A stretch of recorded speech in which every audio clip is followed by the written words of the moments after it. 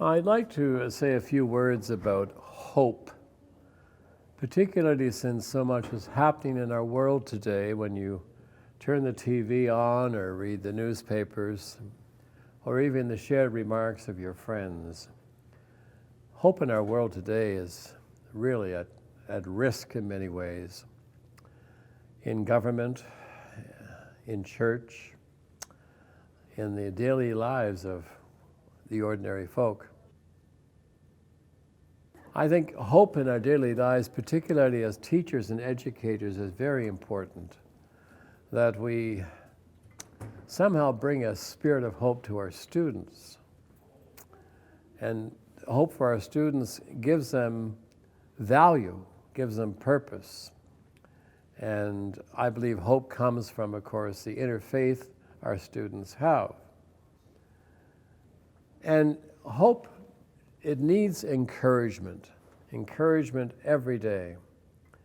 And sometimes, perhaps, as teachers or educators in some way, you may not have the best day possible before you, but yet you realize the great potential you have in life and that God gives you, and you try your very best to use that gift to the best of your ability. I think with students, we've always got to be a beacon of hope for them because they can so easily fall the other way. And so you encourage them in their work, in their deeds, and what they are doing, what they're about, and you look for positive action in their lives.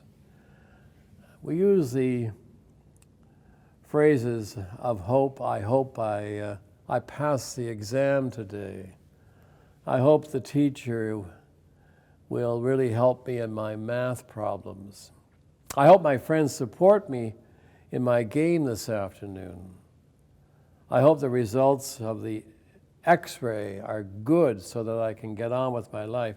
I hope he or she understands what I am saying now. You know, hope is an integral part of who we are. I remember years ago, it was in 2004 that I contracted cancer, and I had no idea.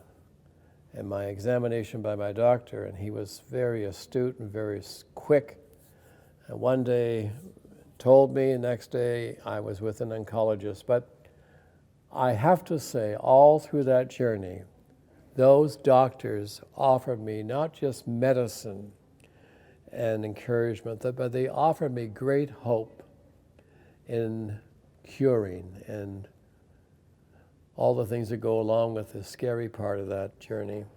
And I have to say that they really gave a lot of personal,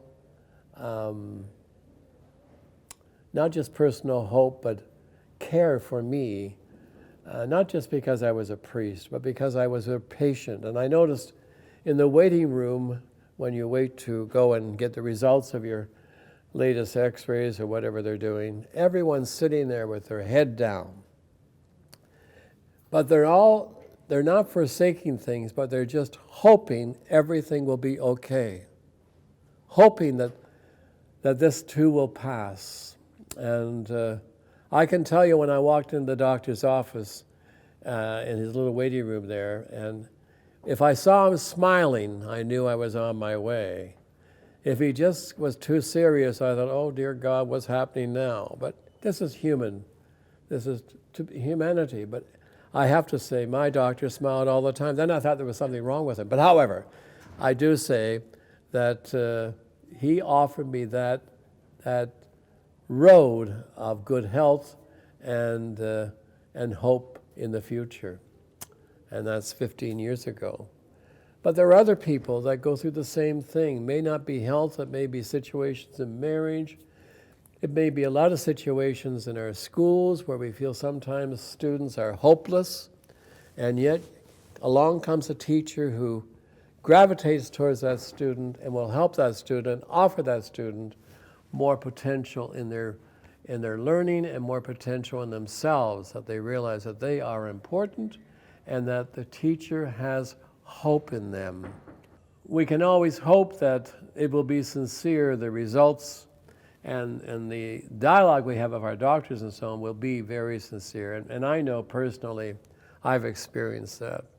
But with the teachers and the students and so on, I think it takes a lot of courage for them to bring out the best in that student and to hope in that student, the potential in that student, that they're not just anyone. They're very important right now to me as a teacher, as an educator, to bring out the gifts they have and what they can be.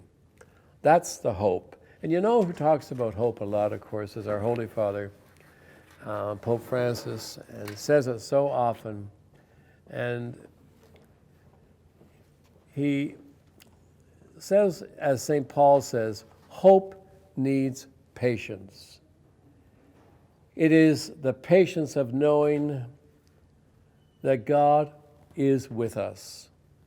Hope is sowing grain and letting the land give growth, of letting go and trusting God in our lives. That's a lot of hope, and that's what we ask. Hope is a virtue that cannot be seen. It works from below. It makes us go and look from above. It is not easy to live in hope, but I would say that it should be the air that a Christian breathes, the air of hope. On the other hand, he cannot walk, he cannot go on because he does not know where to go. Hope gives us security. Hope does not disappoint, never. If you hope, you will never be disappointed.